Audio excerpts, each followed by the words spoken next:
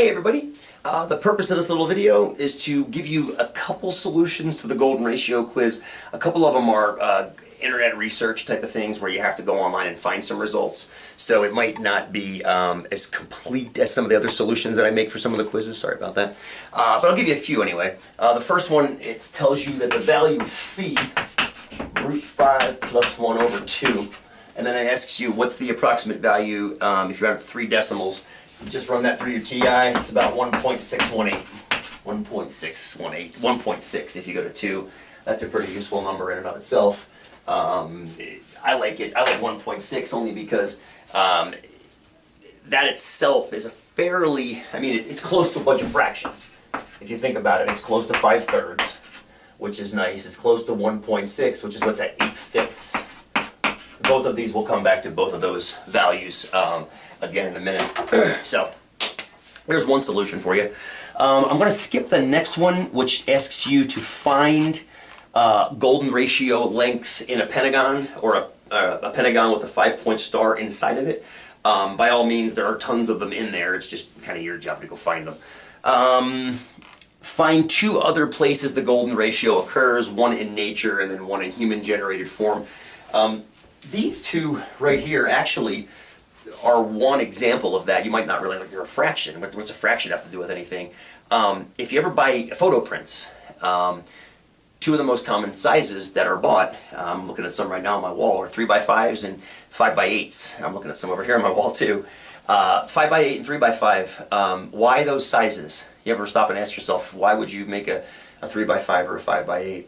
And the answer I've always been given, and this is where art and math kind of commingle, is that it's an aesthetically pleasing dimension for a rectangle. In other words, you look at it, and I'm looking at a 5x8 picture of my wife and my son over here and up there at the beach, and I'm looking at one over here that I trimmed down, and it's funny. It looks too skinny. It's too long. It's not. Let me show you. It's So here's a 5x8 and a 5x8, and here's a, I'm not sure what that is, but it's too skinny, compared to the other 2. And I think that the reason is that, and this is, again, we're getting artsy and not really mathy here, the golden ratio proportions for a rectangle look more correct to the human eye. They're just the right amount of height with length, not too much, not too little. Again, you can't quantify that. It's a feeling more than anything. Regardless. So one place is pictures, 3x5s and 5x8s. So another solution for you. As far as nature, go find your own. The Fibonacci series 1, oh, I typed that wrong. I'm going to go back and fix that. It should be 1, 1, 2, 3, 5. If you're watching this video after January 29th, 2014, it will be fixed. But the Fibonacci series goes 1, 1, 2, 3, 5, and the characteristic of the series with it, the generator of it, is that each element after the third one, including the third one, is the sum of the previous 2. So 1 plus 1 is 2, 1 plus 2 is 3, 2 plus 3 is 5, 3 and 5 is 8, 5 and 8 is 13, 8 and 13 is 21, and so forth and so on. This is going to be 34, 55, and it goes on forever, dot, dot, dot.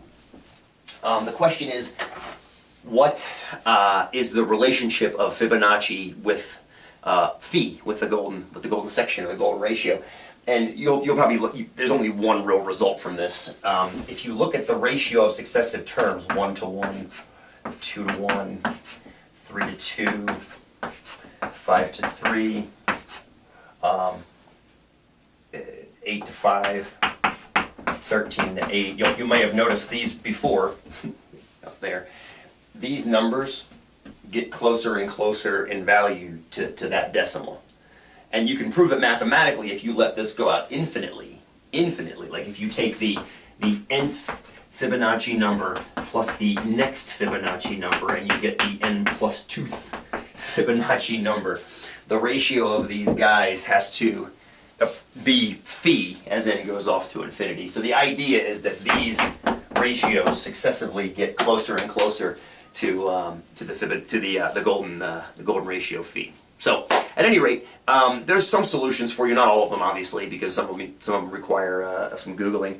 But it's a really interesting topic. It shows up in interesting places. You'll see some as you do your research. But pretty fun stuff. One of those neat blends between mathematics and art, even music. Maybe you found that one in your Googling. But at any rate, hope you enjoy it. Tool fans, I believe Fibonacci series shows up in a Tool song. Just learned that last night. Never really got into those guys. No disrespect, Tool. I think you guys are amazingly talented. Just can't really listen to their music. Anyway, hope that helped, and see you in class.